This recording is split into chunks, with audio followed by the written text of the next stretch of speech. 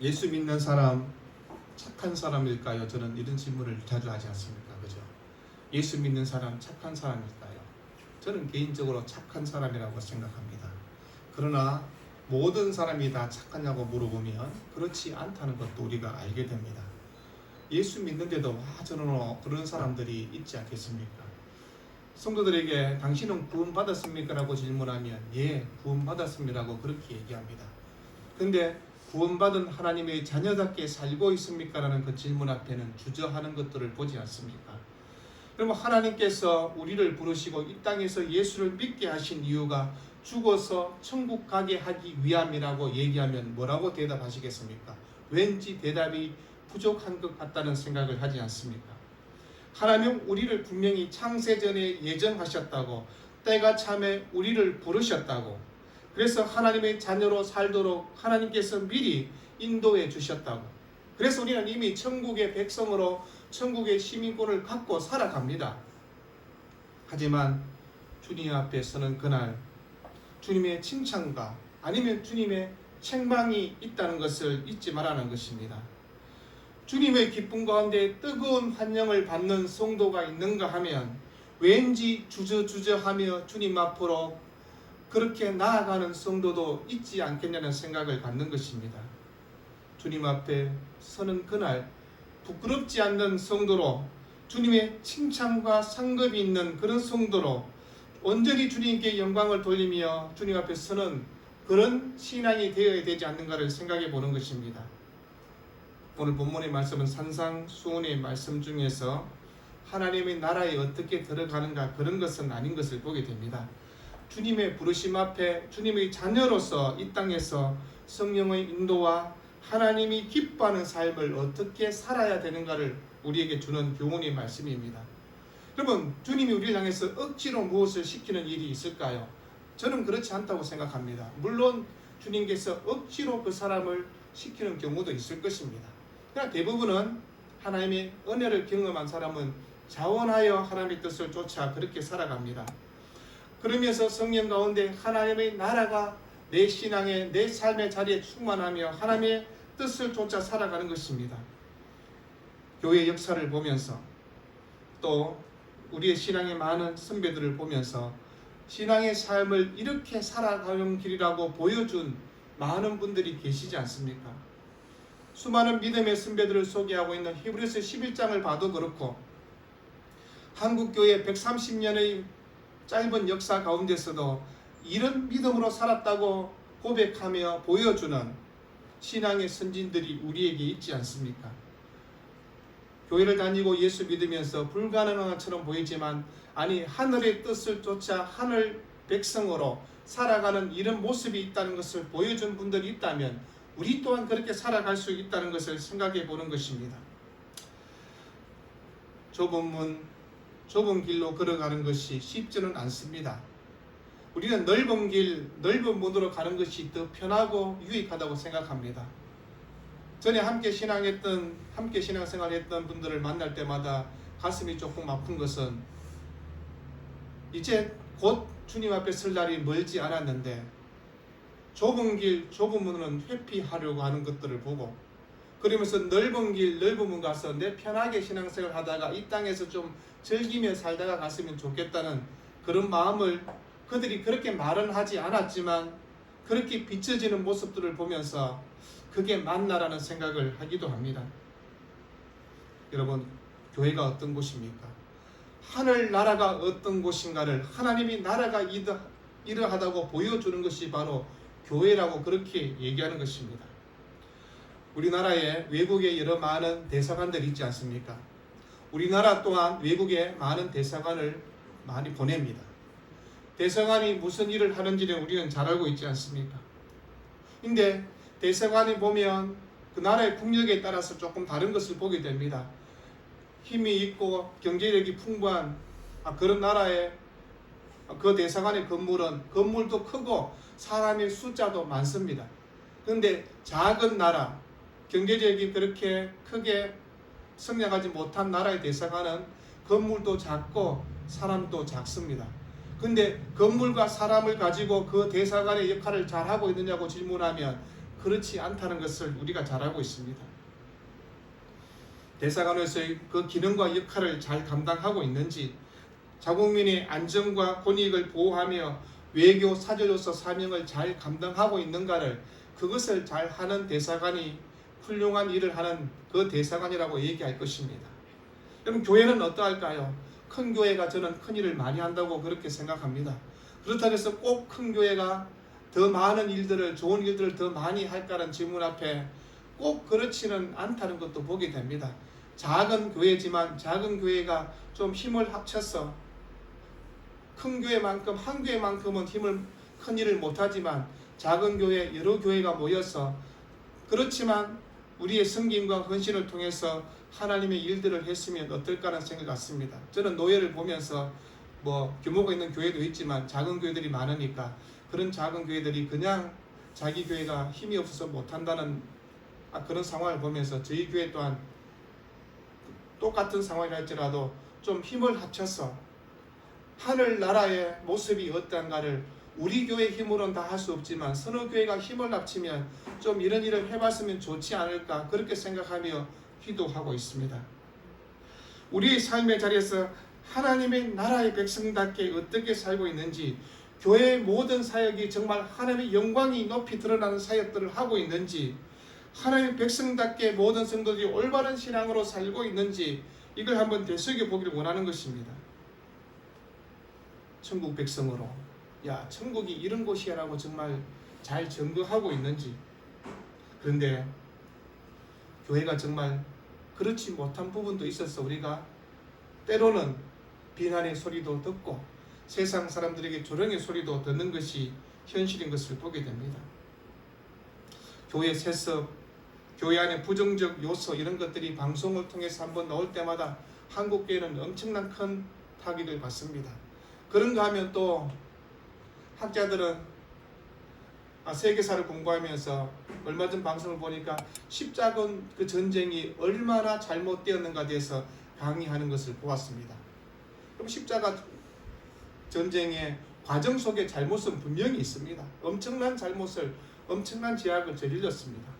그러나 왜 십자가 그 전쟁이 일어날 수밖에 없는가는 배경에 대한 설명은 하지 않는 것을 보면서 역사학자라고 나온 사람들이 자기가 하고 싶은 얘기만 하는 것을 보게 됩니다. 물론 우리가 거기에 대해서 변명할 필요는 없습니다. 잘못을 했으니까. 그러나 그런 배경에 대한 것도 좀 같이 설명해 주면 좋지 않을까 생각하는데, 그런 방송을 본 수많은 사람들이 그 중세 교회가 그러했네, 교회가 무슨 저런 짓을 했을까, 아마 그런 생각을 가지 않을까, 그런 생각을 했습니다. 우리는 교회가 정말 세상과 비교했을 때 올바른 정의가 실천되고 사랑과 은혜로 가득한 교회가 되는가, 그럴 때 정말 천국의 모습이라고 확실하게 얘기할 수 있을 텐데 왠지 그렇지 못한 것 같다는 생각을 가질 때도 있습니다. 우리가 예수 믿으면 내 모든 죄를 다 용서받았습니다. 그렇다고 해서 우리가 마음대로 살 수 있는 것은 아니라고 얘기하는 것입니다. 이 땅에서 하나님의 나라의 어려움과 예수 그리스도의 사랑을 보여줘야 되고, 그러면서 이 교회가 천국이라는 것을 보여주라고 주님이 그렇게 말씀합니다.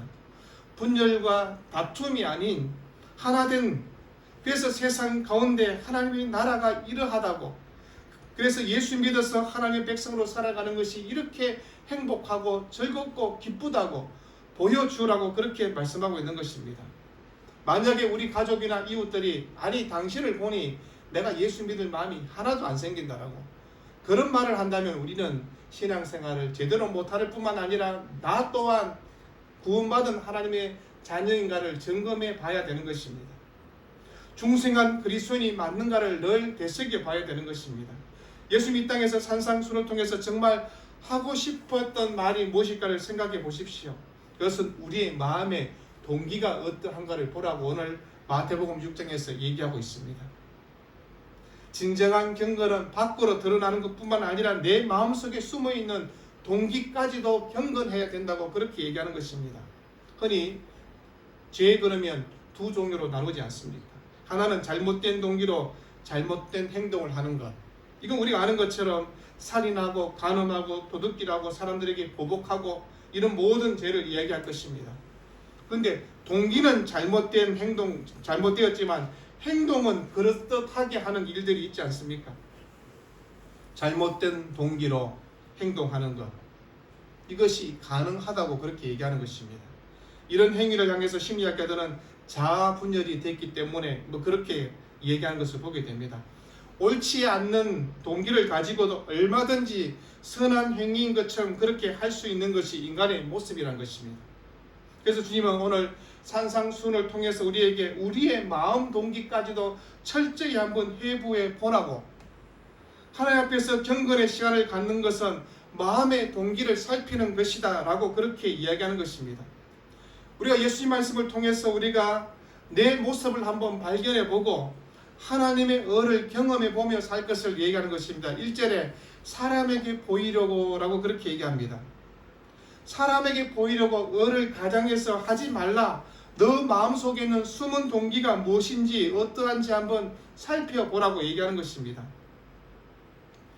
강도질, 도둑질 하는 건 사람에게 금방 보여서 야, 저건 악하고 나쁜 놈이다, 딱 얘기가 결론이 나와 있습니다.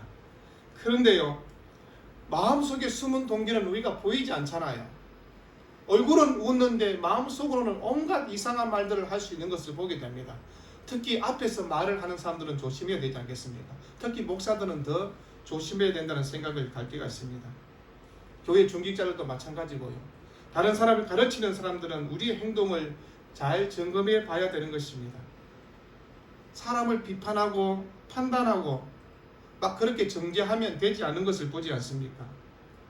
사람 앞에 서서 우리의 마음 상태를 어떻게 보여주고 있는가를 생각하는 것입니다.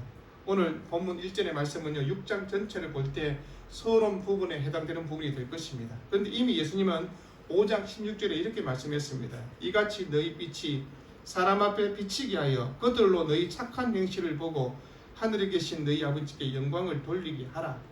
그런 빛은 여기서 착한 행실입니다.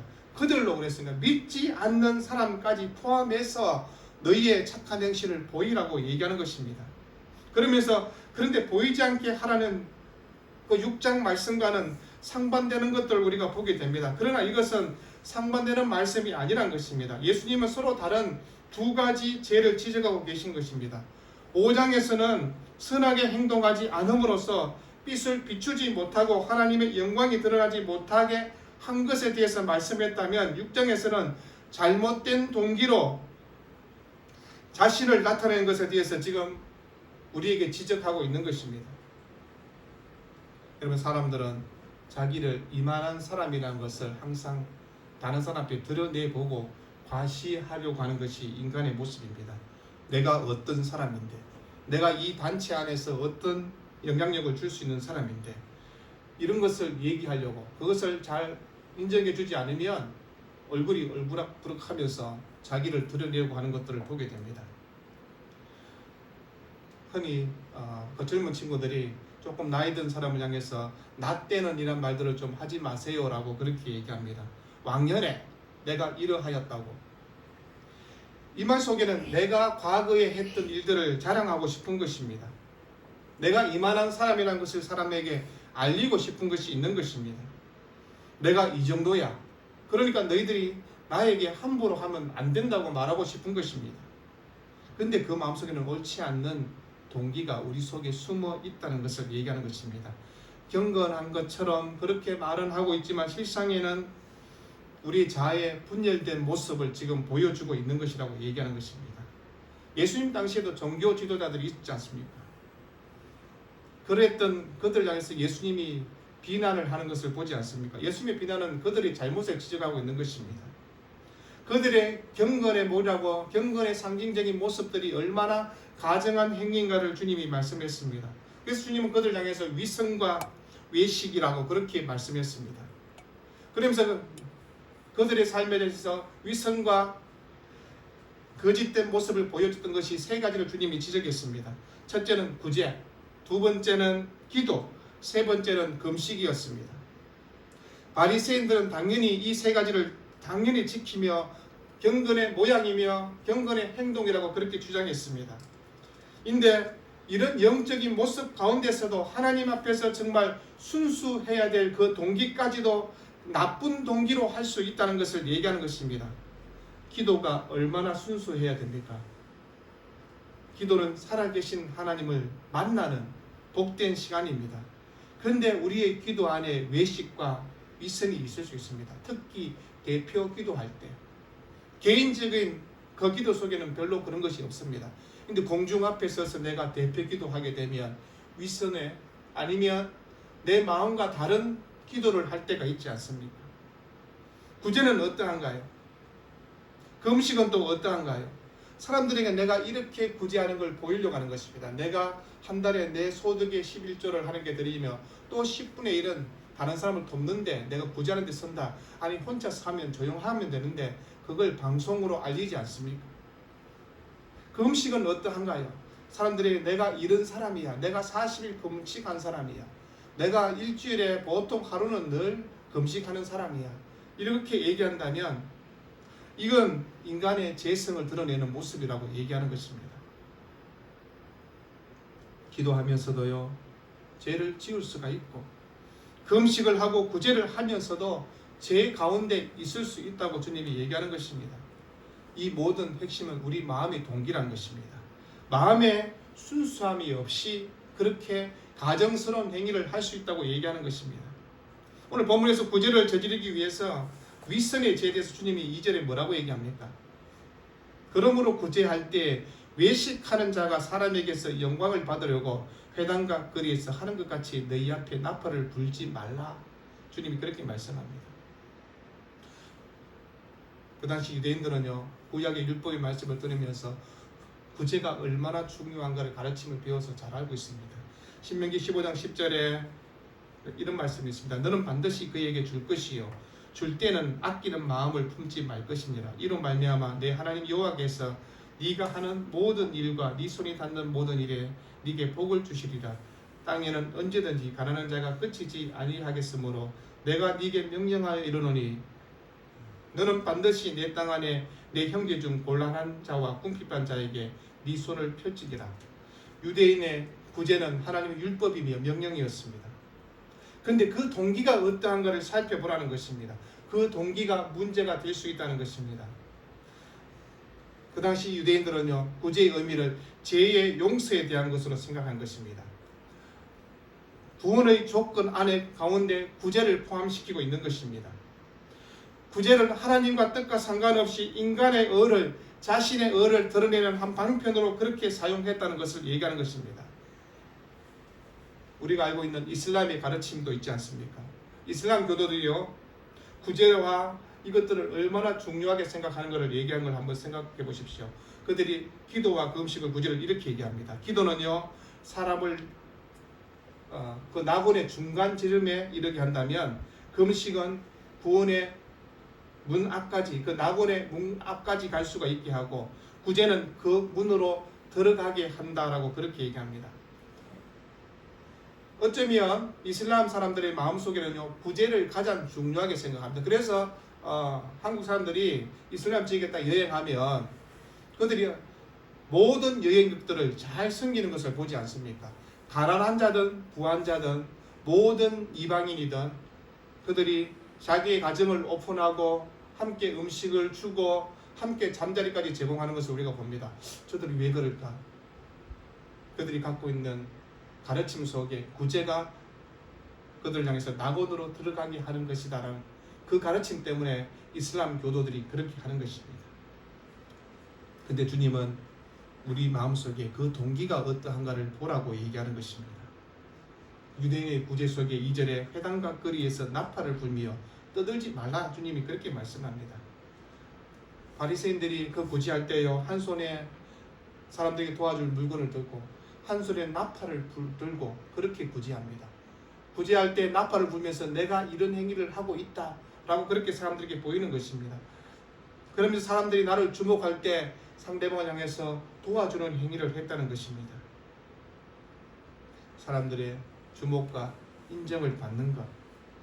그런데 우리는 어떠한가를 보라는 것입니다. 너희가 혹시 구제할 때 그렇게 하고 있지 않는지, 그러면 바리새인과 다르지 않다고 주님이 얘기하는 것입니다. 우리가 하고 있는 선행을 알리려고 하고 있다면, 다른 사람에게 자랑하고 싶다면 꼭 그런 사람 있지 않습니까? 내가 다른 사람한테 얘기하는데 당신한테만 내가 얘기한다고, 내가 이런 일을 했다고. 왜 그렇게 얘기했을까요? 내가 했는 얘기 다른 사람에게 좀 알리라는 얘기입니다. 근데 저는 항상 눈치가 없어서 너한테만 얘기하고 비밀로 하라 그러면 저는 항상 순진하게 비밀로 얘기했습니다. 근데 조금 지나면 다 알고 있더라고요. 아니, 나한테만 얘기한다고 얘기해서, 그래서 절대로 다른 사람한테 얘기하지 말라 해서 나도 입을 꾹 다물고 있었는데 한 며칠 지나면 다 알아. 어떻게 아셨어요? 물어보니까 다 얘기하고 다녀요. 그 사람한테 가서 똑같은 얘기를 하는 거예요. 근데 어떤 사람이 떠들어 주는 거예요. 근데 저는 바보처럼 입을 다물고 있었어요. 여러분, 우리의 손은, 우리의 행위는 무엇을 하고 있는가를 한번 생각해 보는 것입니다. 나팔을 분다는 것은요, 보상의 심리를 얘기하는 것입니다. 사람들에게 보여줌으로 자신의 보상 심리를 채우는 것입니다. 사람들의 관심과 칭찬, 때로는 사람의 격려가 보상으로 다가오는 것입니다. 여러분, 오른손이 하는 것을 왼손이 왜 모릅니까? 오른손이 하는 거 왼손이 다 할 수 있습니다. 그런데 주님이 그렇게 하면 안 된다고 그렇게 얘기하는 것입니다. 보네프의 말 중에 이런 말이 있습니다. 인간은 죄뿐만 아니라 자신의 봉사에서도 구원을 받아야 된다. 이렇게 말했습니다. 이 말은 우리가 하는 봉사도 하나님 앞에서 거룩하게 구별된 봉사가 되어야 된다는 것입니다. 내 의를 드러내고. 여러분, 그래서 구원은요, 우리의 봉사, 구제, 그런 노력이 1%도 가비가 되지 않습니다. 근데 가톨릭은 우리의 선행이, 우리의 구제가 그 구원의 조건 속에 있다라고 가르칩니다. 그건 성경의 가르침이 아닙니다. 우리의 선행은요, 구원받은 하나님의 백성이니까 빛과 소금의 삶을 살기 위해서 숨은 동기가 아닌, 나쁜 동기가 아닌, 그냥 주님의 가르침에 순종하고 오른손이 하는 것 왼손이 모르게 그렇게 하는 것 뿐입니다. 근데 그게 구원의 조건이 되는 것처럼 말하면 잘못이라는 것입니다. 예수님 우리를 향해서 너의 숨은 동기가 뭐냐고 물어보는 것입니다. 우리가 이것을 잘 해결할 수 있는 방법은 우리가 하나님 앞에서 한다는 것을 늘 잊지 말아야 됩니다. 하나님 앞에서 내가 하고 있는 것 하나님이 보고 계시지만 사람들이 보는 것 앞에 너무 관심을 갖지 말라고 얘기하는 것입니다. 하나님은 분명히 보실 것이고, 근데 하나님만 보시는 것 가지고는 만족스럽지 않습니다. 사람이 보고 사람의 칭찬과 격려가 내 마음속에 흡족해야 내가 뭘 한 것처럼 느끼면 그건 숨은 동기가 잘못됐다고 얘기하는 것입니다. 내가 하는 봉사와 섬긴 그 모든 것이 누가 보지 않아도, 누가 인정해 주지 않아도, 칭찬해 주지 않아도 내가 그 일들을 계속 하라고 주님이 그렇게 말씀하는 것입니다. 이게 진짜 믿음이라고 얘기하는 것입니다. 여러분, 천국이 어디에 있을까요? 하나님의 나라 백성의 삶은 어떻게 살아야 될까요? 여러분, 이 질문 앞에 우리가 생각하고 있는 것들이 무엇인가를 생각해 보십시오.